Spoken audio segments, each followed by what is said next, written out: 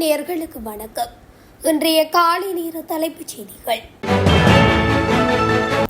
அரசாங்கத்தால் வழங்கப்படும் உரமானியத்தை ஒரு ஹெக்டேருக்கு 30,000 ரூபாவாக உயர்த்துவதற்கான நடவடிக்கைகள் எடுக்கப்பட்டுள்ளதாக விவசாய அபிவிருத்தி ஆணையாளர் நாயகம் தம்மிக்க ரணதுங்க தெரிவித்துள்ளார். அதன்படி நேற்று அரசு தகவல் திணைக்களத்தில் நடைபெற்ற சிறப்பு ஊடக சந்திப்பில் பங்கேற்ற அவர் சம்பந்தப்பட்ட மானியம் 5,000 ரூபாவாக உயர்த்தப்பட்டுள்ளதாக குறிப்பிட்டுள்ளார். அதன்படி 5,02,836 பேர் இந்த மானியத்திற்கு தகுதி பெறுவார்கள் என்று சுட்டிக்காட்டியுள்ளார். இதற்காக அரசாங்கம் 10,947 மில்லியனை செலவிடும் என்றும் அத்தொகை விவசாயிகளின் கணக்குகளில் ஒரே தடவையில் வரவு வைக்கப்படும் என்றும் விவசாய அபிவிருத்தி ஆணையாளர் நாயகம் தம்மிக்க ரணதுங்க மேலும் வலியுறுத்தியுள்ளார். இலங்கையின் உத்தியோகபூர்வ கையிருப்பு சொத்துக்கள் கடந்த மே மாதத்தில் 1.6% அதிகரித்துள்ளதாக தெரிவிக்கப்பட்டுள்ளது. இதன்படி தற்போதைய கையிருப்பு 6,873 மில்லியன் அமெரிக்க டாலர்களாக பதிவாகியுள்ளது. இந்த அறிவிப்பை மூல விவரங்களுடன் இலங்கை மத்திய வங்கி வெளியிட்டுள்ளது. கடந்த ஏப்ரல் மாதத்தில் இந்த தொகை 6,766 மில்லியன் அமெரிக்க டாலர்களாக காணப்பட்டது. சீன மக்கள் வங்கியுடனான நாணய பரிமாற்ற ஏற்பாட்டின் மூலமான நிதியம் இதில் உள்ளடங்கப்பட்டு தற்போது 6,873 மில்லியன் அமெரிக்க டாலர்களாக பதிவாகியுள்ளதாக மத்திய வங்கி குறிப்பிட்டுள்ளது. ஜூன் மாதத்திற்கான லாப் எரிவாயு விலையில் எந்த மாற்றமும் இருக்காது என லாப் எரிவாயு நிறுவனம் அறிவித்துள்ளது. அதன்படி வரும் மாதத்திற்கும் தற்போதைய சந்தை விலைகளே செல்லுபடியாகும் என்றும் அந்நிறுவனம் தெரிவித்துள்ளது. இதன்படி 12.5 கிலோகிராம் எரிவாயு சிலிண்டர் 6,245 ரூபாய்க்கும் 5 கிலோகிராம் எரிவாயு சிலிண்டர் 2,500 ரூபாய்க்கும் தொடர்ந்து விற்பனை செய்யப்படும் என தெரிவிக்கப்பட்டுள்ளது. லிட்ரோ எரிவாயு நிறுவனமும் முன்னதாக ஜூன் மாதத்திற்கான எரிவாயு விலையில் மாற்றமில்லை என அறிவித்திருந்தமை குறிப்பிடத்தக்கது. அம்பத்தலையிலிருந்து கொலன்னாவை வரை நீர் விநியோகம் செய்யும் பிரதான விநியோக குழாயின் திருத்த பணிகள் தற்போது நிறைவடைந்துள்ளதாக தேசிய நீர்வளங்கள் மற்றும் வடிகாலமைப்பு சபை தெரிவித்துள்ளது. இதன்படி பொரகஸ் முல்ல ராஜகிரிய நாவல உபயசேகரபுர மற்றும் கொலன்னாவை நகரசபை அதிகார எல்லைக்குட்பட்ட பகுதிகளில் நீர் விநியோகம் தடைப்பட்டிருந்தது.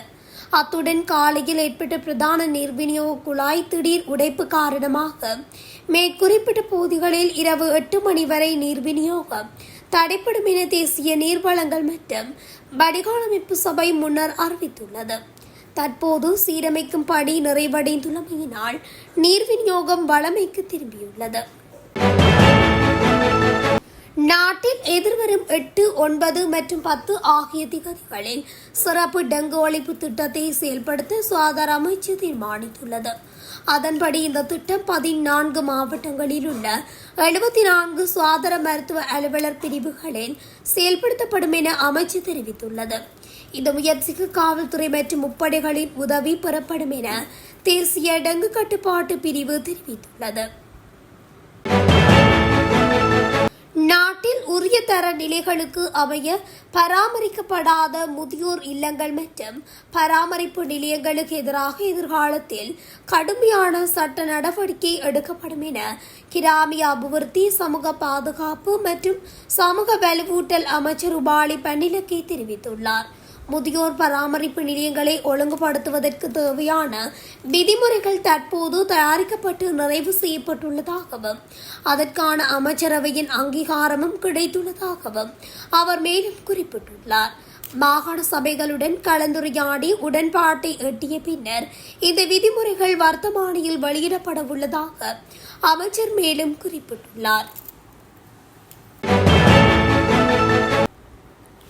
இலங்கையில் குற்ற செயல்களுடன் தொடர்புடைய முன்னாள் அரசியல்வாதிகள் சிலர் வெளிநாடுகளில் பதுங்கியிருந்தாலும் அவர்களை தப்பிக்க விடப் போவதில்லை என்று அமைச்சர் ஹசன நாணயக்கார வலியுறுத்தியுள்ளார்.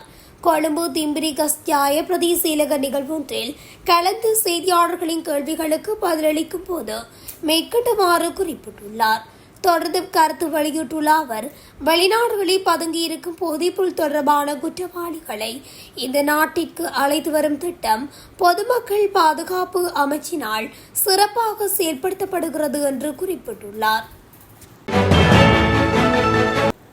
இலங்கையில் எரிபொருள் விலை தொடர்ந்து உயர்த்தப்பட்டு வருவதால் சாதாரண மக்கள் எதிர்காலத்தில் மாட்டு வண்டிகளில் பயணிக்க வேண்டிய துர்ப்பாக்கிய நிலை ஏற்படும் என ஜனசேத பெரமுன கட்சியின் தலைவர் பத்திரமுள்ள சீலரத்ன தேரர் தெரிவித்துள்ளார். அத்துடன் அத்தியாவசிய பொருட்களின் விலை ஏற்றத்தினாலும் தவறான பொருளாதார முகாமைத்துவத்தினாலும் தற்போதைய அரசாங்கம் நாட்டு மக்களை மிக மோசமான நிலைக்கு தள்ளியுள்ளதாகவும் அவர் மேலும் சுட்டிக்காட்டினார். இணையவழி சூதாட்டம், தொலைத்தொடர்பு மோசடிகள் மற்றும் அவை சார்ந்த குற்ற செயல்களுடன் தொடர்புடைய குழுக்கள் பிற நாடுகளில் இருந்து இலங்கைக்கு இடம்பெறுவதை தடுப்பதற்கான நடவடிக்கைகள் எடுக்கப்பட்டுள்ளன. அதன்படி இதனை தடுப்பதற்காக சீனாவிற்கும் இலங்கைக்கும் இடையிலான கூட்டு சட்ட நடைமுறைப்படுத்தல் நடவடிக்கைகள் மேலும் பலப்படுத்தப்பட்டுள்ளதாக கொழும்பில் உள்ள சீன தூதரகம் விடுத்துள்ள அறிக்கையில் தெரிவிக்கப்பட்டுள்ளது. அந்த அறிக்கையில் இலங்கையின் வெளிவிவகார நிதி மற்றும் பொது பாதுகாப்பு அமைச்சுக்கள் உள்ளிட்ட சம்பந்தப்பட்ட நிறுவனங்களுடனான ஒருங்கிணைப்பு மேம்படுத்தப்பட்டுள்ளது. திருகோணமலை கண்டி பிரதான வீதியின் முள்ளிப்பொத்தானை 96 வைத்தியசாலைக்கு முன்னால் 3 வாகனங்கள் ஒன்றனொன்று மோதி விபத்துக்குள்ளாகியுள்ளன. இலங்கை போக்குவரத்து சபைக்கு சொந்தமான பேருந்து, முச்சக்கர வண்டி மற்றும் பெரிய கொள்கலன் லொரி ஆகிய 3 வாகனங்களும் எதிர்பாராத விதமாக ஒன்றுடன் ஒன்று மோதிக்கொண்டதில் இந்த விபத்து நேர்ந்துள்ளது. யக்கச்சியில் உள்ள சக்தி விவசாய பண்ணையில் நேற்று பிற்பகல் சுமார் 3:30 மணியளவில் தீ விபத்து ஏற்பட்டுள்ளது. கிளிநொச்சி தீயணைப்பு பிரிவினர், 1ஆம் இயந்திரவியல் ஹாலாட்படையினர் மற்றும் பொதுமக்களின் உதவியுடன் குறித்த தீ மாலை சுமார் 6:30 மணியளவில் கட்டுப்படுத்தப்பட்டு அணைக்கப்பட்டதாக தெரிவிக்கப்பட்டுள்ளது. குவைத் சர்வதேச விமான நிலையத்தில் சமீபத்தில் இடம்பெற்ற தாக்குதல் குறித்து இலங்கை தனது ஆழ்ந்த கவலையை வெளிப்படுத்துவதாக வெளிநாட்டு அலுவல்கள், வெளிநாட்டு வேலைவாய்ப்பு மற்றும் சுற்றுலாத்துறை அமைச்சு அறிவித்துள்ளது. இது தொடர்பாக ஒரு அறிக்கையை வெளியிட்டுள்ள அமைச்சர், இந்த தாக்குதலில் 3 இலங்கையர்கள் காயமடைந்ததாகவும் தெரிவித்துள்ளது. மேலும் அப்பகுதியில் வசிக்கும் மற்றும் பணிபுரியும் 10 லட்சத்துக்கும் மேற்பட்ட இலங்கையர்களின் பாதுகாப்பு, நல்வாழ்வு மற்றும் நலன் ஆகியவை இலங்கை அரசாங்கத்தின் முன்னுரிமையாகும் என்றும் அறிக்கையில் கூறியுள்ளது. மலையக பகுதிகளில் நிலவி வரும் சீரற்ற காலநிலை காரணமாக நேற்று கடும் பனிமூட்டம் நிலவியதால் பல பிரதான வீதிகளில் வாகன போக்குவரத்து பாதிக்கப்பட்டுள்ளது. குறிப்பாக அட்டன் கொழும்பு பிரதான வீதியின் கலுகல, பிட்டவல, கிணிகத்தேனை, கடவளை, தியகல, வட்டவளை மற்றும் ஹட்டன் பகுதிகளிலும், ஹட்டன் நுவரெலியா பிரதான வீதியின் குடாகம, கொட்டக்கலை, சென்கிளையார், தலவாக்கலை, லிந்துலை, ரத்ததல்ல, நானூயா மற்றும் நுவரெலியா பகுதிகளிலும் கடும் பனிமூட்டம் நிலவுவதாக தெரிவிக்கப்பட்டுள்ளது. பல இடங்களில் பார்வை தூரம் மிக குறைந்த அளவிற்கு வீழ்ச்சி அடைந்துள்ளதுடன் எதிரே வரும் வாகனங்களை அடையாளம் காண்பதும் சிரமமான நிலை ஏற்பட்டுள்ளது. இதேவேளை வளைவுகள் நிறைந்த மலைப்பாதைகளில் பயணிக்கும் வாகனங்கள் பெரும் அவதானத்துடன் செல்ல வேண்டிய சூழ்நிலை உருவாகியுள்ளது. நாட்டின் பல பகுதிகளில் பலத்த காற்று வீசக்கூடும் என வளிமண்டலவியல் திணைக்களம் எச்சரிக்கை விடுத்துள்ளது. நேற்று பிற்பகல் 3:30 மணிக்கு வெளியிடப்பட்ட இந்த அறிவிப்பு இன்று பிற்பகல் 3:30 மணி வரை அமலில் இருக்கும் என தெரிவிக்கப்பட்டுள்ளது. தீவிர தென்மேற்கு பருவக்காற்று நிலைமை காரணமாக மத்திய சப்ரகமுவ, வடக்கு மற்றும் வடமத்திய மாகாணங்களிலும், திருகோணமலை மற்றும் ஹம்பாந்தோட்டை மாவட்டங்களிலும் மணிக்கு 40 முதல் 50 கிலோமீட்டர் வேகத்தில் பலத்த காற்று வீசக்கூடும். அதேவேளை நாட்டின் ஏனைய பகுதிகளிலும் அவ்வப்போது மணிக்கு 30 முதல் 40 கிலோமீட்டர் வேகத்தில் ஓரளவு பலத்த காற்று வீசும். இதனால் வாகன சாரதிகள் குறைந்த வேகத்தில் பயணிப்பதுடன் முகப்பு விளக்குகள் மற்றும் பனி விளக்குகளை பயன்படுத்தி பயணிக்குமாறும், முன்னால் செல்லும் வாகனங்களுடன் போதிய இடைவெளியை பேணுமாறும் போக்குவரத்து போலீசார் அறிவுறுத்தியுள்ளனர்.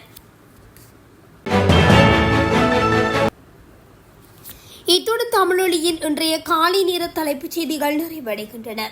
தொடர்ச்சியாக செய்திகளை அறிந்து கொள்ள தமிழொலி ஊடகத்துடன் இணைந்திருங்கள். நன்றி, வணக்கம்.